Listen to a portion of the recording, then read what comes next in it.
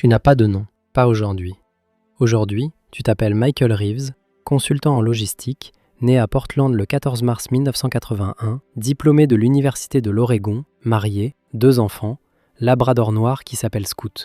Tu connais cette vie par cœur, tu ne l'as jamais vécue.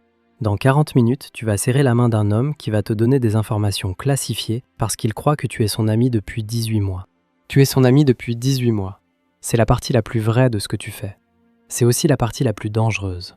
La question que tu ne te poses plus mais qui était là au début, est-ce qu'on peut faire ce travail sans devenir le mensonge qu'on raconte ? Un agent de la CIA ne tire presque jamais. Il ne conduit pas de voiture rapide. Il ne saute pas d'avion. Il manipule. Il attend. Il construit des relations pendant des années pour les détruire en une conversation. Et il rentre chez lui le soir, dans un appartement ordinaire d'une ville que personne ne surveille, en sachant des choses que les présidents apprennent le lendemain matin. Voilà ce que ça coûte de devenir l'homme que l'État nie avoir envoyé. Tu es analyste junior, 52 000 $ par an, cube de 2 mètres au 5e sous-sol de l'Anglais. Pas de fenêtre. Lumière artificielle qui clignote toutes les 7 secondes. Tu analyses 847 pages par jour. Tes yeux brûlent à 14 heures. Tu continues jusqu'à 23 heures. Ton job ? Lire des télégrammes, identifier des patterns, chercher les anomalies. Un contact change ses habitudes. Un officier dépense trop. Une conversation où quelqu'un dit « rouge » au lieu de « jaune ». Tu surlignes. Tu notes. Tu écris des mémos que personne ne lit. 847 collègues, exactement comme toi. QI supérieur à 130. Ambition démesurée. Costume gris, sandwich au thon à heure fixe. Tu fais pareil. Tu es invisible. C'est le but. Un mardi 15h47, tu remarques quelque chose. Prague, Caracas, Lagos.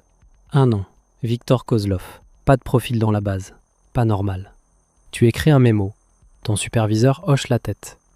6 mois plus tard, Kozlov est arrêté à Dulce avec 2,3 millions en diamants synthétiques. Ta première contribution opérationnelle. Pas de merci. Plus de rapport. Mais quelqu'un, quelque part, note ton nom. Analyste senior, 67 000 $. Tu supervises 8 juniors qui te détestent. Tu étais comme eux il y a 18 mois. Plus de lecture directe. Tu lis des synthèses. Tu connectes les régions. Prague, livraison d'armes en hausse. Lagos, transfert bancaire suspect. Caracas, diplomate russe qui s'éternise. Tu connectes. Tu vois la ligne. Premier briefing pour les étages. 12 pages, 3 graphiques. Recommandations, surveiller les capitaux russes en Afrique de l'Ouest. Ton chef modifie 2 paragraphes, ajoute son nom, transmet. 6 mois après, démantèlement d'un réseau Wagner au Mali. Première règle CIA, les succès remontent, les échecs descendent. Vendredi soir, ton chef ferme sa porte. Programme développement officier de case. 14 mois de formation. Réussite égale opérationnel. Échec égale analyse ta vie. Tu dis oui avant la fin de sa phrase. Officier de case junior. 89 000 plus indemnité. Formation terminée à la farm. 14 mois à Camp Peary. 27 façons de tuer avec un stylo. Arabe, russe, mandarin couramment. Glock démonté-remonté en 18 secondes. Yeux bandés. Premier poste, attaché culturel adjoint, Bucarest. Couverture diplomatique. Vrai job, recruter des informateurs. Des traîtres volontaires ou contraints. Cible, Andrei Popescu, 34 ans. Analyste défense roumaine. Accès communication OTAN. Il a une maîtresse. Sa femme l'ignore. La maîtresse coûte cher. Son salaire ne suit pas. Rencontre, hasard, dans un café. Tu paies son café. Deuxième fois, tu travailles pour une société de consulting. Tu cherches des analystes freelance, très bien payés. Troisième rencontre, 5 000 $ pour 10 pages sur les capacités défensives roumaines. Information publique uniquement. Il accepte. Premier pas franchi. Sixième fois, détail non public, 15 000 $. Il hésite. Il accepte. Il a franchi la ligne. Maintenant tu le tiens. 1 an après, Popescu transmet tous les plans de défense est-européens. Il gagne plus qu'il n'a jamais rêvé. Il ne peut plus s'arrêter. Exactement ce que tu voulais. Ton chef te félicite. Premier asset opérationnel. Mais il te prévient. Popescu dépend entièrement de toi. Sa sécurité, sa famille, sa vie. Officier de case senior, 127 000 $, équipe de 6 juniors. Zone à haut risque, Beyrouth, Karachi, Bogota. Une erreur ne finit pas par un rappel, elle finit par une balle. Réseau de 23 informateurs. Du chauffeur du ministre au comptable du cartel, chacun son prix, sa motivation. Ton job, les garder productifs et vivants. Dans cet ordre. Carlos Mendoza était ton meilleur asset. Colonel colombien, accès antinarcotique. Il transmettait les positions des raids. Les cartels payaient des millions pour ça. Toi, tu l'obtenais gratis. Carlos pensait aider la lutte antidrogue. Il ignorait que tu revendais aux cartels rivaux. Un mardi matin, Carlos et sa famille dans leur voiture, 47 impacts. Le cartel avait découvert la taupe. Rapport, mort accidentelle d'asset, compromis opérationnel, évacuation temporaire recommandée. Tu ne mens pas. Tu omets juste que tu savais Carlos griller depuis 3 semaines. Tu as continué parce que les infos étaient trop précieuses. Première leçon sur la valeur relative de la vie. Carlos valait quelque chose tant qu'il produisait. Devenu à risque, plus rien. Sa famille non plus. Ton chef ne dit rien. 2 mois après, promu chef de station adjoint. Il sait que tu as fait le bon choix. Le choix difficile. Le choix de ceux qui montent. Chef de station. 189 000 $. Toutes les opérations d'un pays entier.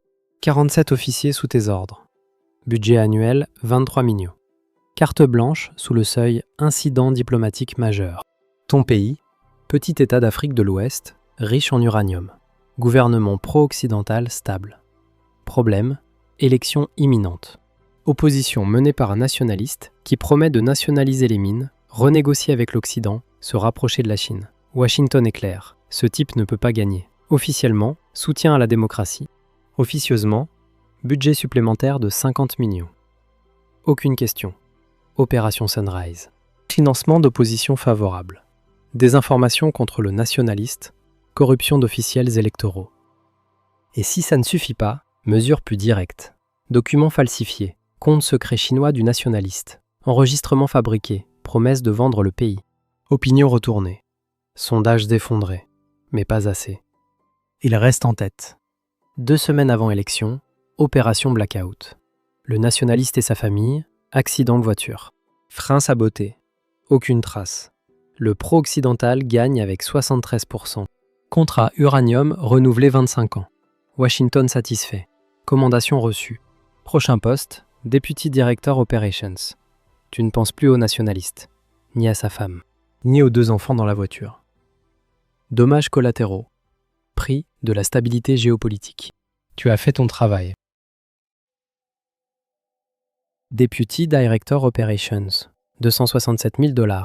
Toutes les opérations clandestines mondiales. 4 800 officiers, 89 pays. Budget classifié, probablement 8 milliards.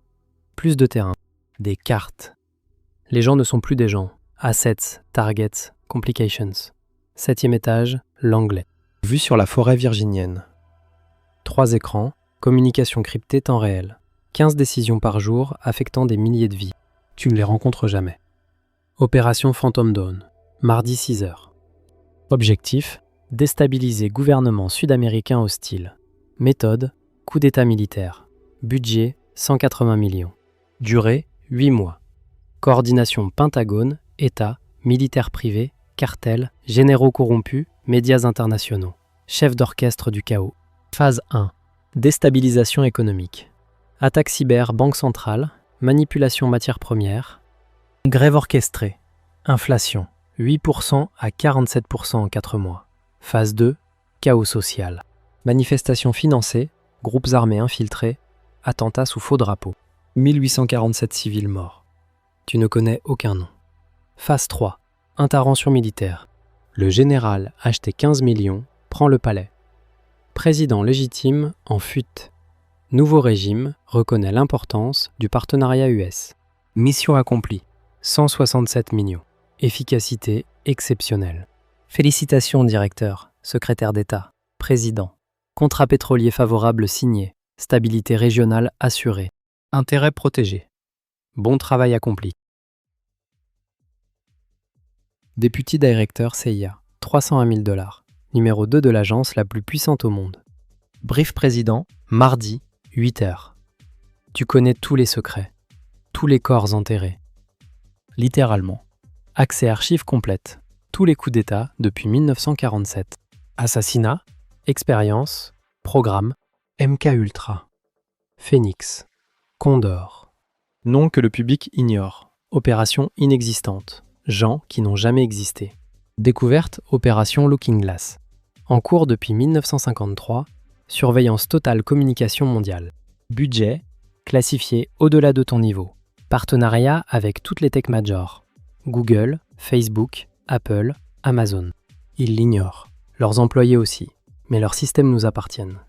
Chaque email, message, recherche, GPS. Tout stocké, analysé. IA identifie patterns, menaces, opportunités, faiblesses. 7,8 milliards sous surveillance permanente. L'IA détecte anomalies. Dr Sarah Chen, virologue, Boston. Paper coronavirus modifié, trop proche de recherche classifiée 2018. Elle sait ce qu'elle ne devrait pas. Risque, sécurité nationale. Autorisation, opération silence. Surveillance approfondie, infiltration labo. Compromission recherche, destruction, crédibilité. Si nécessaire, élimination physique. Dr Chen meurt 3 semaines après. Accident autoroute mouillée, vitesse excessive, alcoolémie limite. Enquête conclut accident. Aucune suspicion, recherche disparue. Disque corrompu, collègue oublie les détails, sécurité préservée. Tu ne ressens rien. Chen était un problème. Problème résolu. Dossier suivant. Directeur CIA. 353 000 $, plus d'avantages, plus d'influence, plus de pouvoir que l'argent ne peut acheter. 21 000 employés officiels, nombre indéterminé d'assets non officiels. Budget officiel, 15 milliards, budget réel, secret d'État. Plus de supérieurs opérationnels. Que des contraintes politiques. Président te nomme, Congrès confirme. Mais une fois en poste, l'homme le plus puissant que personne ne connaît. 7 heures quotidien, Presidential Daily Brief. 47 pages. Tout ce qui s'est passé, va se passer, devrait se passer. Tu lis tout, retiens tout. Jamais de notes. Opération Global Phoenix. Ton œuvre.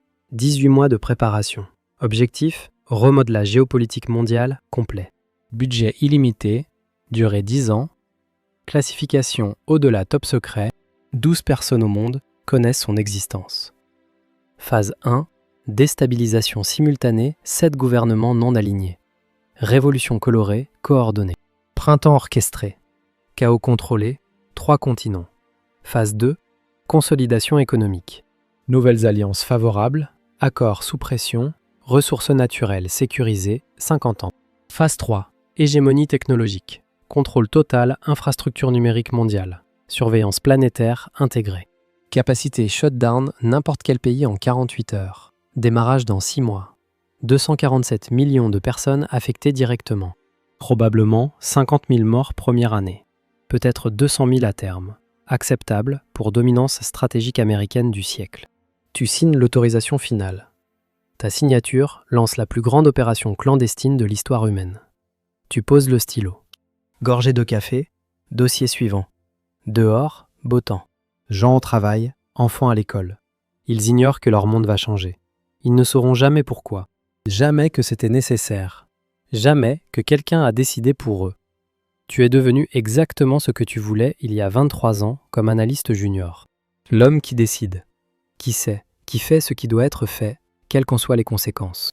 Analyste, officier, chef de station, directeur. 8 niveaux, un seul homme. Et quelque part entre le premier mémo et la dernière signature, quelque chose s'est déplacé si lentement que tu n'as jamais su exactement à quel moment c'est arrivé. La question, ce n'est pas jusqu'où tu irais. La question, c'est à partir de quel niveau tu aurais arrêté de te la poser.